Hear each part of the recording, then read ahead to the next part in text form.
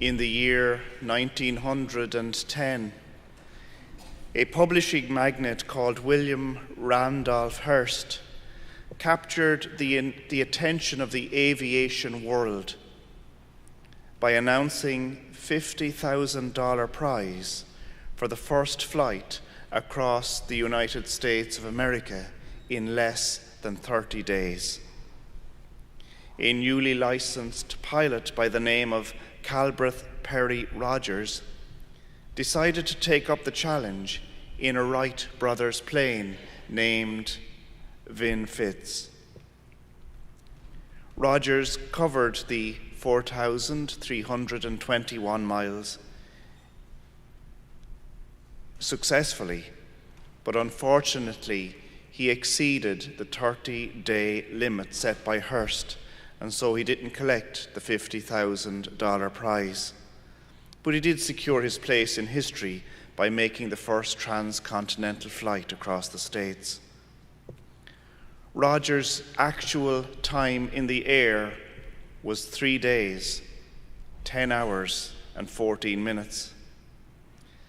The plane was forced down by weather and mechanical failure on more than 30 occasions, some resulting in what were called light crashes, but there were also many major repairs needed. By the time Rogers landed in Long Beach in California, the only original parts left on the plane was the tail rudder and the oil pan from the bottom of the engine. Everything else had to be replaced. Perseverance was the name of the game. He wasn't going to let something like the wings falling off stop him. Today's gospel, we hear another account of perseverance, not being willing to stop. We hear the account of that widow who was determined to get justice.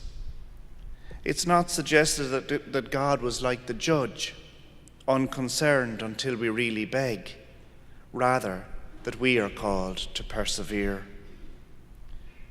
When we look to Jesus in the New Testament, he was never afraid to ask things from his Father.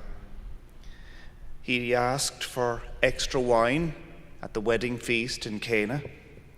He asked for more bread and fish to feed the 5,000 on the hillside. He asked God to heal the blind, to the lame, those who were deaf, those who were possessed. He asked much of the Father, and he never felt like he was imposing. He constantly turned to the Father in prayer. And not only that, but he asked and encouraged his disciples to do the same. Prayer was to be the key part of the early church in what were difficult times. It wasn't something of last resort, but was part of the life of the church to be a person of prayer. Maybe it didn't change the difficulties that the early church had to face, but it changed the disciples who said those prayers, giving them courage and strength to continue the mission. As I said, not always transforming their reality, but transforming their hearts to persevere. Prayer, you see, is a transformative power. It isn't something magical. It's not about making a wish and then waiting to see does it happen. It is about turning our worries, our difficulties over to a higher power.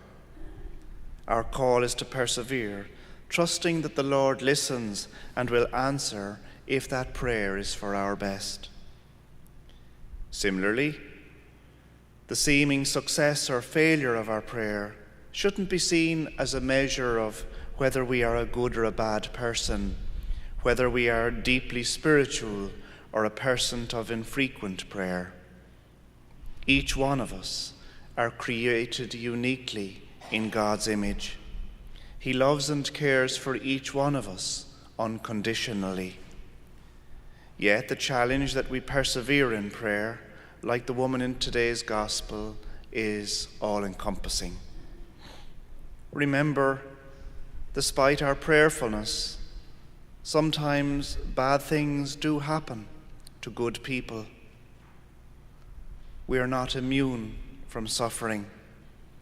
We have people in the scriptures like Job as a great example. There's a humorous story told about a man who was stopped by St. Peter at the pearly gates. Peter told him, "Not so fast, there's new policies around here. You have to tell us that you've done a very good deed before you're allowed in."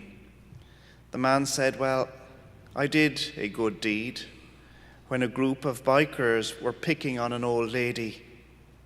I went up to the leader and I told him he ought to pick on someone his own size, punched him in the stomach and knocked over his Harley Davidson." St. Peter was impressed. That was a good deed.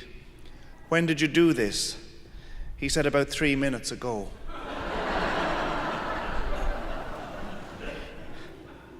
We're still called to do good. We're called not to get disillusioned, even if our prayers aren't answered straight off. Miracles do happen, but we're also aware that there is pain and struggle in the world. Continue to pray. As a once famous spiritual director reminisced, "I know that in my own life, I have often been reluctant to ask God for my needs.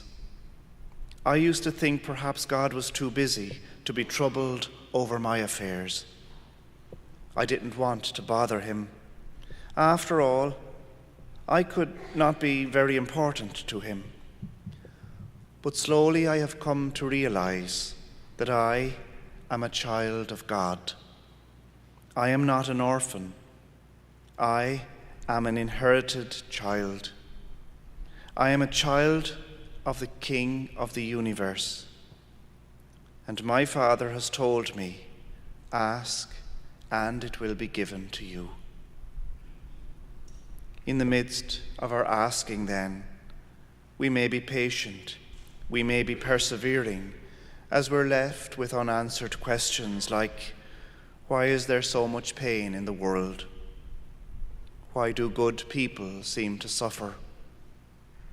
Why do we hurt one another so easily?